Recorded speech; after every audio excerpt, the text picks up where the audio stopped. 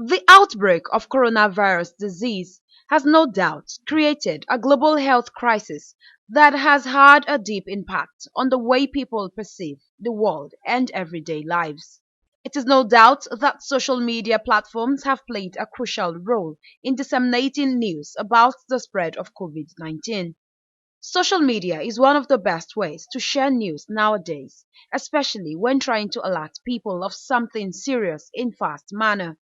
Whether it be COVID-19 news from individual, states or news on a national scope, social media gets the message where it needs to go. Social media activists believe that the social media space can do just as much bad as it can do good, as some can be misinformation or fake news, especially about COVID-19, which can in turn cause panic.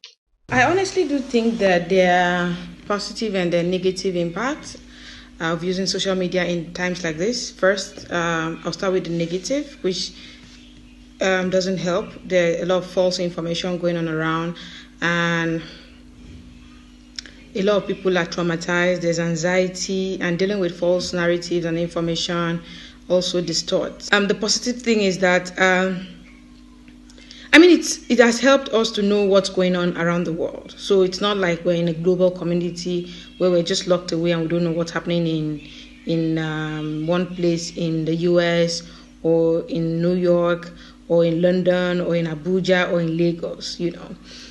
We now understand literally what's going on everywhere. All right, news is not just for consumption, it's for consumption to like various levels. So I should be able to consume news, and then my friend consume the same news, and then we bounce off ideas.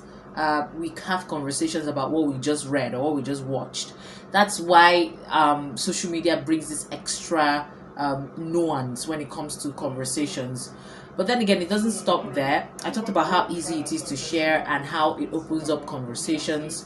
It's also really fast in the sense that you don't have to set up a TV studio or set up a radio, just before you send out information. It's really easy. All you have to do is put down your story together and hit send. That's how easy it is. But the fact that it's easy to send news, there is also that there is something we should be wary of, and that's fake news.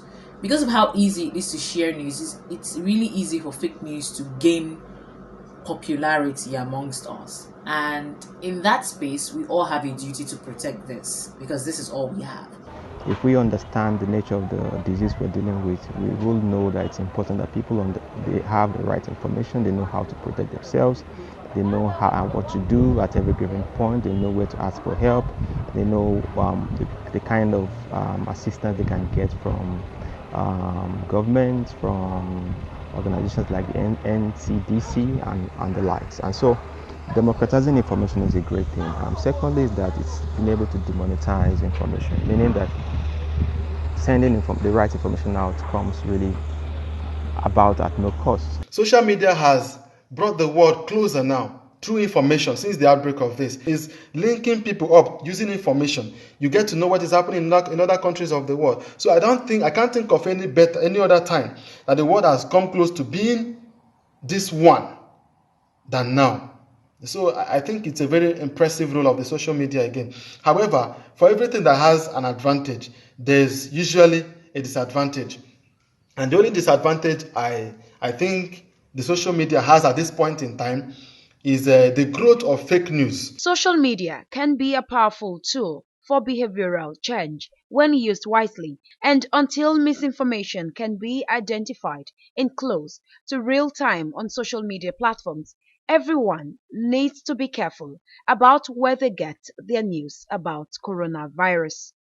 Osaruonamen Ibizugbe, ITV News, Abuja.